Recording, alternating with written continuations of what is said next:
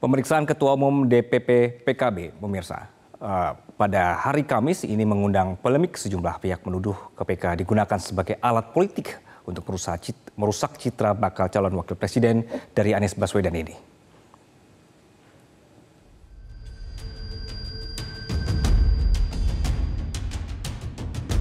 Ketua Umum Partai Kebangkitan Bangsa Muhaimin Iskandar dimintai keterangan di KPK selama sekitar 5 jam.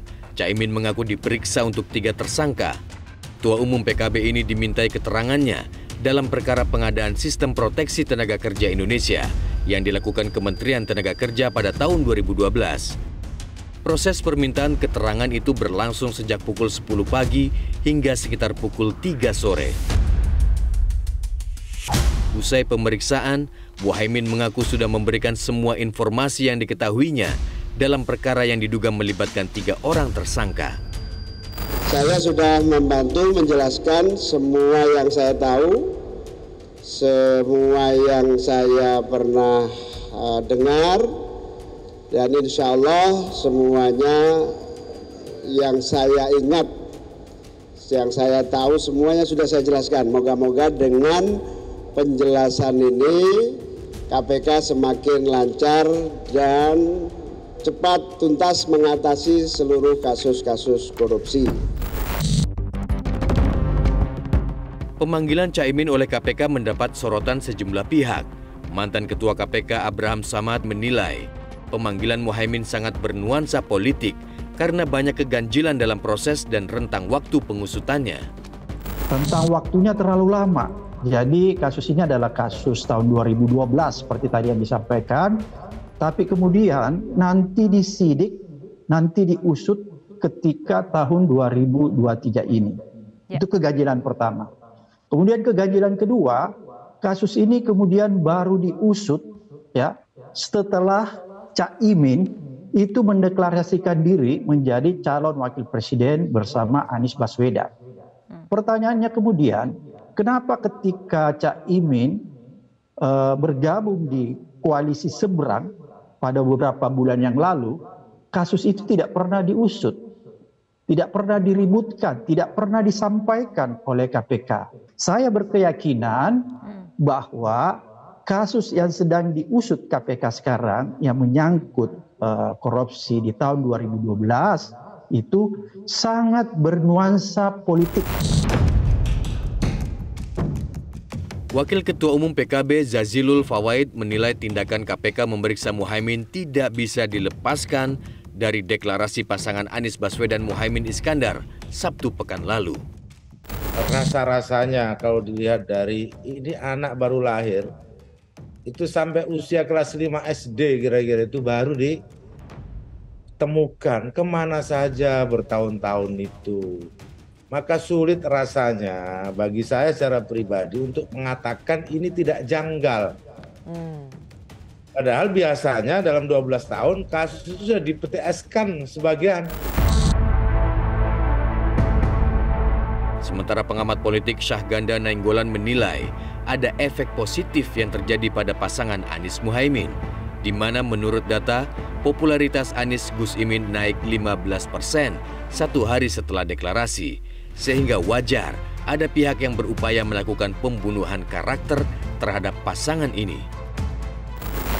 Ini saya melihat big data saya, kenaikan popularitas Caimin Anies ini naik 15% ketika dia bersama Anies Baswedan. Ya, mereka itu mau melakukan perubahan-perubahan besar bangsa ini, ya, sebagaimana mereka pidatokan di Surabaya kemarin.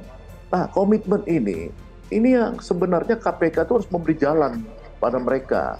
Ya, jangan kemudian itu melakukan hal-hal yang bisa membuat satu kegaduhan, yang kedua itu kan berusaha untuk melakukan karakter assassination. Sementara itu, KPK membantah pemanggilan Muhaimin berkaitan dengan deklarasi dirinya sebagai cawapres. Menurut KPK, pemanggilan Caimin tidak ada kaitannya dengan proses politik yang berlangsung. Juru bicara bidang penindakan KPK, Ali Fikri mengatakan pemanggilan terhadap Caimin sudah dilakukan jauh hari sebelum deklarasi bakal cawapres. KPK melayangkan surat pemanggilan pada 31 Agustus 2023, sedangkan deklarasi Cawapres terjadi pada 2 September 2023.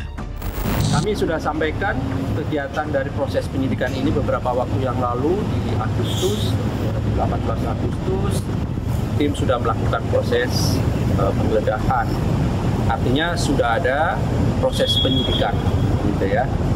Yang itu dilakukan jauh-jauh hari sebelum kemudian ada isu-isu yang berkembang saat ini terkait dengan proses politik. Langkah KPK memeriksa Caimin dianggap wajar oleh Menko Polhukam Mahfud MD. Mahfud MD meyakini pemanggilan Gus Imin oleh KPK sebagai saksi, bukan politisasi hukum. Mahfud juga sepakat kalau hukum tidak boleh dijadikan alat tekanan politik. Kalau dimintai keterangan itu artinya memberi sambungan informasi. Kalau diperiksa itu ada dugaan terlibat, gitu. Jadi ini kadangkala orang tidak paham. Dan kita sudah berpendirian begini, pendirian negara, pendirian pemerintah, bahwa tidak boleh hukum itu dijadikan alat politik karena sebuah kontestasi politik. Itu tidak boleh. Terkait pemanggilan Muhaimin oleh KPK, Bacapres Anies Baswedan mengakui jalannya bersama Muhaimin Iskandar sebagai Bacapres dan Bacawapres akan banyak melalui jalan terjal. Namun, Anies optimis KPK akan bekerja profesional. Beliau datang ke KPK sebagai warga negara yang baik, yang memenuhi panggilan setiap kali ada penegak hukum membutuhkan bantuannya. Jadi saya yakin dan bismillah insya Allah semuanya lancar. Dan saya juga percaya KPK akan menjalankan tugas dengan profesional. Cukup dulu ya, cukup. Kasus dugaan korupsi sistem proteksi TKI di Kemenaker yang diusut KPK terjadi pada tahun 2012 saat Muhaimin Iskandar menjabat sebagai Menaker Trans. Saat ini, KPK sudah menetapkan 3 orang sebagai tersangka dalam kasus ini. Mereka ialah Reina Usman, mantan Dirjen Pembinaan Penempatan Tenaga Kerja dan Transmigrasi Kemenaker, Sekretaris Badan Perencanaan dan Pengembangan Kemenaker, I. Nyoman Darmanta, dan Direktur PT Adi Inti Mandiri, Karunia. Sejauh ini, KPK belum melakukan penahanan lantaran masih mengumpulkan dan memperkuat alat bukti. Upaya paksa tersebut akan dilakukan ketika penyidikan dirasa sudah cukup. Jelajahi cara baru mendapatkan informasi. Download Metro TV Extend sekarang.